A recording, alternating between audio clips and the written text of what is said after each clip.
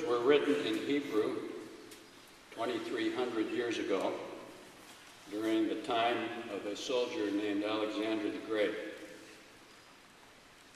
Let us now praise famous men, our fathers who begat us. They were honored in their generation and were a glory in their days.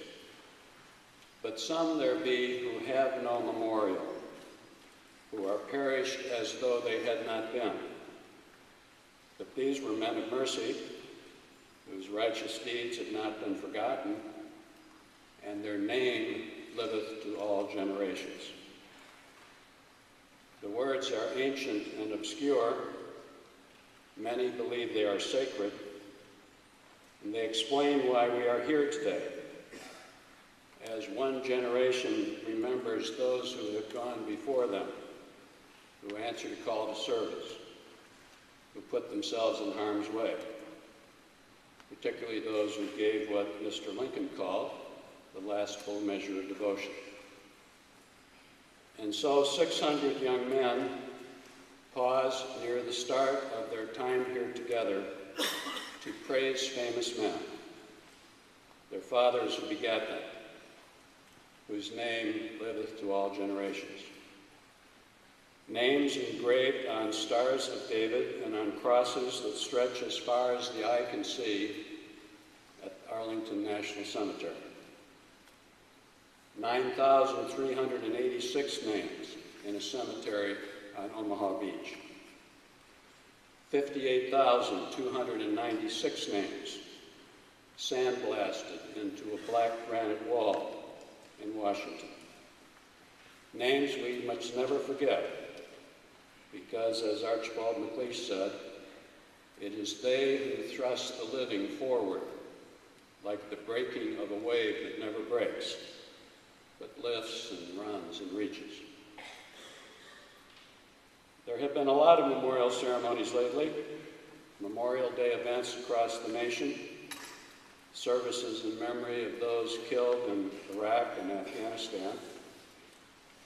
The President of the United States laid a wreath at the Tomb of the Unknowns at Arlington National Cemetery on Memorial Day 2 weeks ago. We memorialize our first patriots, he said, blacksmiths and farmers who never knew the independence they won with their lives.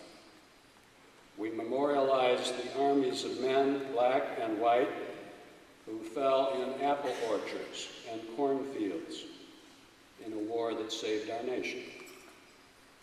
We memorialize those who gave their lives on the battlefields of our times, from Normandy to Baghdad, and in jungles and deserts and city streets around the world. The President spoke near Section 60 at Arlington, where the heroes who have fallen in Iraq and Afghanistan have found their final resting place, including 2 young officers who had been roommates at Annapolis, became best friends, just like brothers, one said of the other. Travis Manion left Annapolis, became an officer in the United States Marine Corps, died in Iraq while fighting to rescue his fellow Marines, was buried in his hometown in Pennsylvania. His Naval Academy roommate did what he had to do. He poured himself into his SEAL training, dedicated it to his fallen friend, and last fall gave his life as well in Afghanistan. The 2 families knew only one way to honor their son's friendship. They moved Travis from the cemetery in Pennsylvania, buried them side by side at Arlington. The words on the headstone read, "Warriors for freedom, brothers forever." There are stories like that across the nation, part of our heritage as a people. And so Americans pause from time to time at events like this one to remember them. Here on this campus, there are 2 permanent memorials established by Illinois Boys State. The Veterans Wall at the Memorial Plaza in the heart of the campus, and the memorial flagpole in the Residence Hall quadrangle, which honors the graduates of Illinois Boys State who gave their last full measure of devotion in defense of their nation and our freedom. Beginning tomorrow morning, we will gather at the start of every day and at the end of every day at that flagpole, and at our final retreat ceremony on Thursday afternoon, we will lay a wreath below the flag of the nation they love. That memorial flagpole was erected in honor of Boy Staters who died in all of our nation's wars, but attention cannot help but be drawn to a small bronze plaque embedded into the ground at the base of the flagpole, a plaque which we moved here from Springfield, where Boy State was founded. It pays tribute to the 215 Boy Staters from Illinois who died in World War II. The first Boy State was held just prior to that war in response to young pioneer camps being conducted by communist organizations in America. Many of our graduates and staff members fought in that war. Some people call it the last good war. The veterans of that war are now in their 80s and 90s. They are dying at the rate of 1,100 a day. The greatest generation, Boy State graduate Tom Brokaw called them, the generation that stormed the beaches and freed the captives and delivered us from evil. 400,000 never came back. Those who did put their medals on a shelf at the back of their closets and went to work. Years ago, when I first began serving on the staff of Boy State, the vast majority of the members of our staff were World War II graduates. That's no longer true. There are only 2 of them left.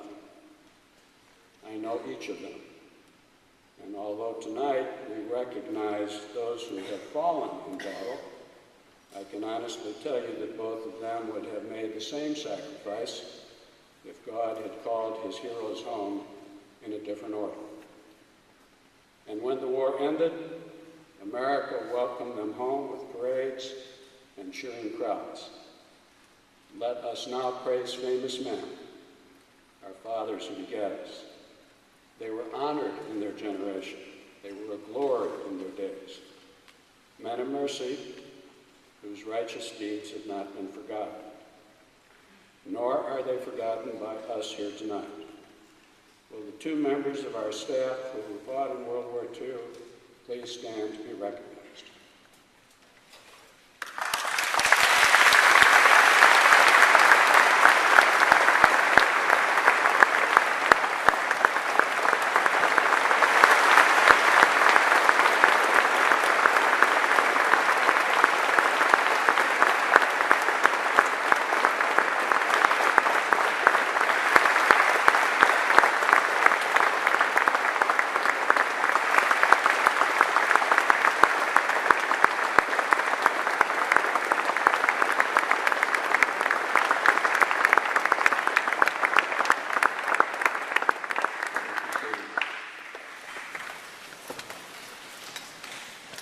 Your parents and grandparents lived through Vietnam, their parents lived through Korea, their parents through World War II. But your generation was spared the demands for sacrifice and faith required by war until 19 men, armed only with box cutters and a death wish, changed all that, leading rightly or wrongly to the war in Iraq and Afghanistan. At Gettysburg, Lincoln called it the unfinished work. The oldest members of your generation have already served with distinction in that war. One of the last recipients of the Medal of Honor, Private First Class Russ McGinnis, was 19 years old, reminding us that the battle to preserve freedom is not yet over, that it may call for sacrifice and courage from your generation as well, just as it did from those we remember tonight. At the anniversary of Normandy invasion, the President of the United States, standing before the cliffs of Omaha Beach, said to the old soldiers, sailors, and Marines, "You completed your mission. mission to freedom goes on. There are still cliffs to climb.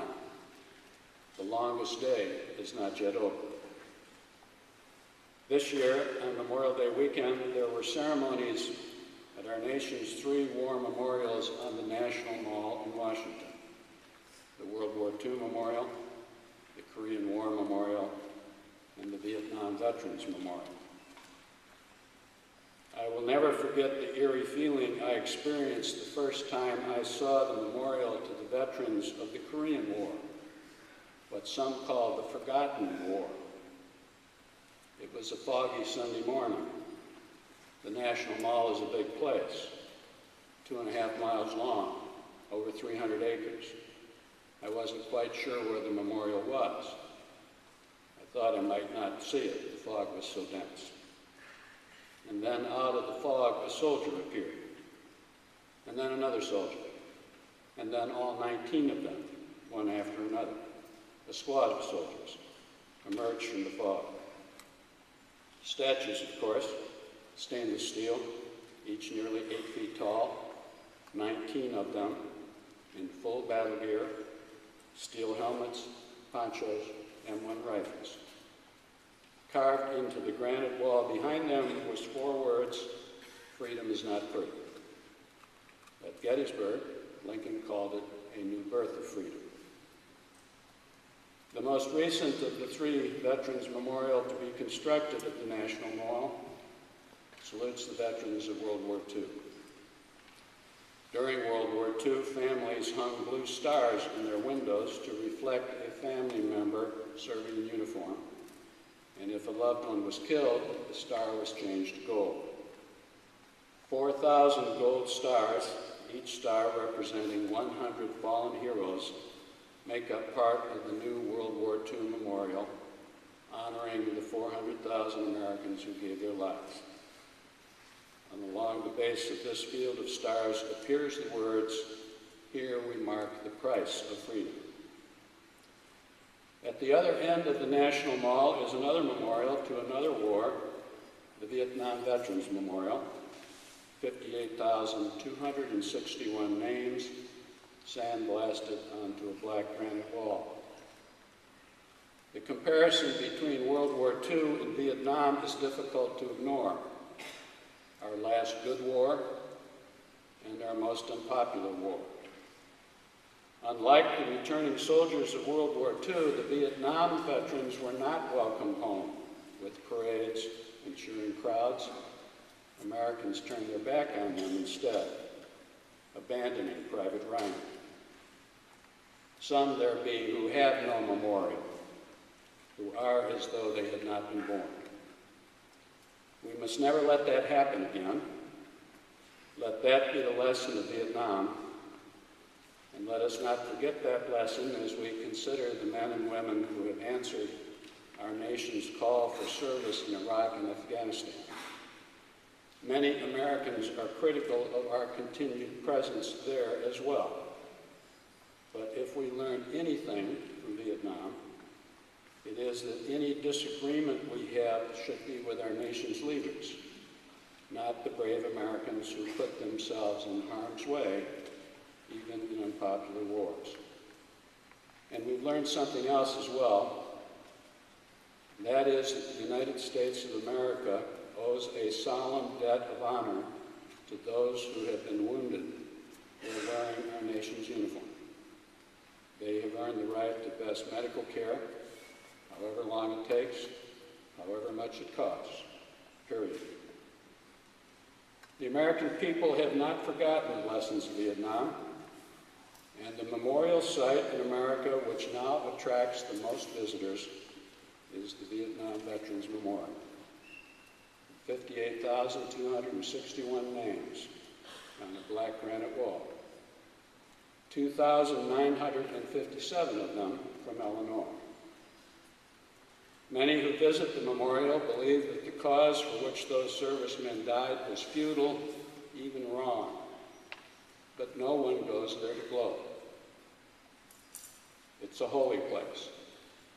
The visitors walk silently, reading the names, frequently reaching out to touch a name, sometimes propping up mementos at the base of the wall, not to honor that or any other war, nor do we here tonight, but rather to remember the frightened young men who accepted the call of their neighbors and their nation to serve, and sometimes to die. In 1982, when the wall was erected, a young man approached the workmen who were pouring the concrete foundation to the base of the monument. He was holding a Purple Heart, said it had belonged to his brother, who died in Vietnam. Would anyone mind, he quietly asked, if he placed it into the concrete? No one minded. For a few minutes, the work stopped. He reverently put the metal into the wet concrete, and as it sank, he saluted. And then he said, "Now the memorial has a heart." 58,261 names on a black granite wall in the shadow of the Lincoln Memorial. Men of mercy whose righteous deeds have not been forgotten and whose name liveth to all generations.